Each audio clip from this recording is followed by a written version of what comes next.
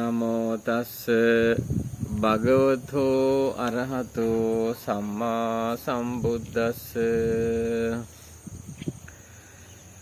සදහවත් පින්වතුනි, උතුම් භාග්‍යතුන් වහන්සේගේ ගුණ සාගරයෙන් ස්වල්පයක් ඔබට දේශනා කරන්නට සූදානම් වන්නේ. දීඝනිකායේ ලක්කන සූත්‍ර දේශනාව ඇසුරින් භාග්‍යතුන් වහන්සේ කුසල කර්මයන් සිද්ධ කරලා ඒ කුසල කර්මයන්ගේ ආනිසංස වශයෙන් ලැබුණු සැප විපාකයන් පිළිබඳව තමයි දේශනා කරන්නේ. බුදු බව ප්‍රාර්ථනා කරන මහා උත්තමයන් වහන්සේලා මේ ධර්මතා දෙකක් පුරුදු කළා පින්වතුනි. පුරිමං ජාතිං පුරිමං භවං පුබ්බේ මනුස්ස භූතෝ සමානෝ බහුජනස්ස සුඛවහෝ අහෝසි උබ්බේගං උත්‍රාසං බයං අනුපදිතා ධම්මිකං ච රක්ඛා වරණ ගුත්තිං සංවිදාතා සපරිවාරං ච දානං අදාසි. සදහවත් පින්වත්නි, ලක්කන සූත්‍රයේ දෙවනි ලක්ෂණය මේ සඳහන් වන්නේ පාද ලක්කනේසු පාද තලේසු චක්ක ලක්කනං. පාද චක්‍රයේහි බුදුරජාණන් වහන්සේගේ පාපියුම්හි චක්‍ර ලක්ෂණ තිබුණා. රවුම් 1000ක් පැවතුණා පාදවල.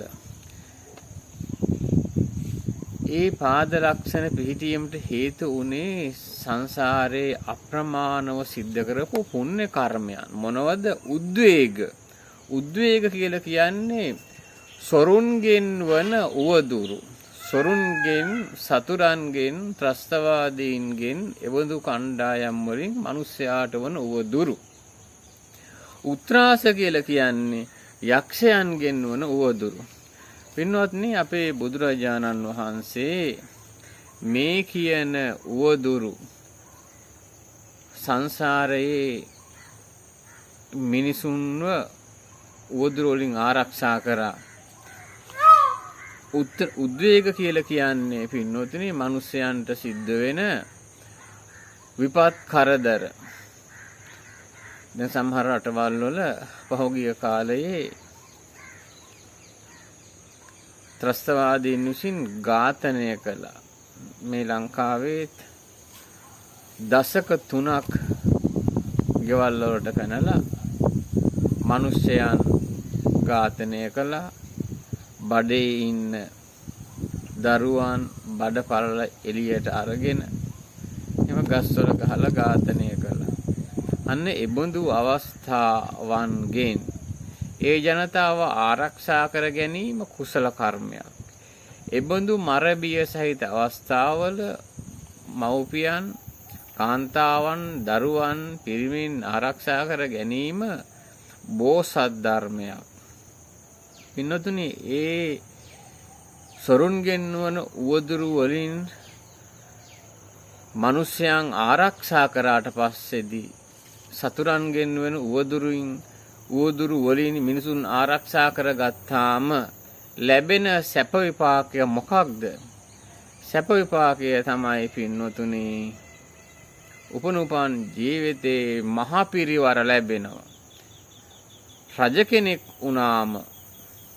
රජ කෙනෙක් වුණාම පින්වතුනි මහා පිරිවර ලැබෙනවා. හිතයිසී පිරිවර ලැබෙනවා. මොනවද ලැබෙන පිරිවර? රජ කෙනෙක් නම් ඇමතිවරු, හිතයිසී උපදේශකයෝ, රාජ්‍යයක් පවත්වාගෙන යාමට අවශ්‍ය වෙන සියලු පිරිවර සම්පත් ලැබෙනවා.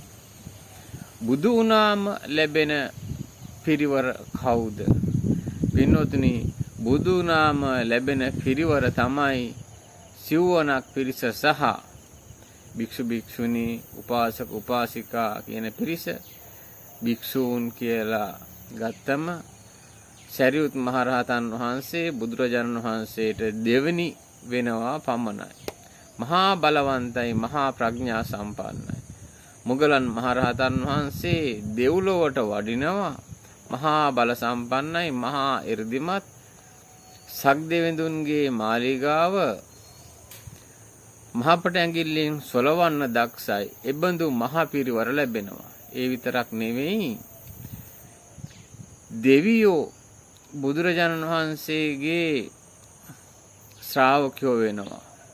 බ්‍රහ්මින්ද දේවින්ද නරින්ද පූජිතෝ බ්‍රහ්ම රාජවරු, දිව්‍ය රාජවරු, නාග රාජවරු බුදුරජාණන් වහන්සේගේ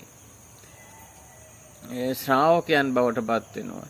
ඒ අය විසින් නාගයෝ විතරක් නෙවෙයි, නාග රාජවරු විසින් භාග්‍යතුන් වහන්සේව ශාස්ත්‍රූත්වයේ තබා ගන්නවා.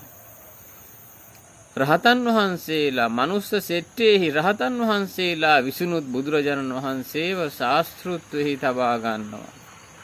මනුස්ස සෙට්ට කියන්නේ රහතන් වහන්සේලාට. ඉතින් පින්වතුනි, මහා පිරිවර ලැබීමට හේතු වෙන පුණ්‍ය කර්මය කුමක්ද? මහා පිරිවර ලබන්න හේතුව තමයි පින්වතුනි, සත්වයන්ට මිනිසයන්ට බිය උවදුරු ඇති වුණාම එම බිය උවදුරු වලින් සත්වයන් ආරක්ෂා කරන්න ඕන. මිනිසයන් ආරක්ෂා කරන්න ඕන.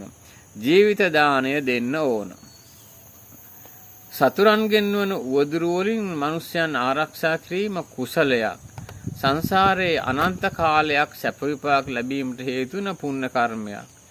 ත්‍රස්තවාදීන්ගෙන්, හොරුන්ගෙන්, මිනීමරුවන්ගෙන්, මංකොල්ලකාරයින්ගෙන්, දුරාචාරයේ යෙදෙන අයගෙන් මිනිසුන් ආරක්ෂා කිරීම, පුද්ගලයන් ආරක්ෂා කිරීම බෝසත් කර්මයක්. බෝසතන් වහන්සේ දඬුවම් කිරීමකින් තොරව සතුරන්ගෙන් මිනිසයන් ආරක්ෂා කරලා තියෙනවා. උද්වේග කියලා කියන්නේ මේ මිනිස් සොරුන්ගෙන්, ත්‍රස්තවාදීන්ගෙන් ආරක්ෂා කරනවා මිනිසයන්. ඒ නිසා තමයි පාද තලේසු චක්‍ර ලක්ෂණය කියන ලකුණ පිහිටියේ පින්වත්නි. ඒ උතුම් බුදුරජාණන් වහන්සේට නමස්කාර වේවා.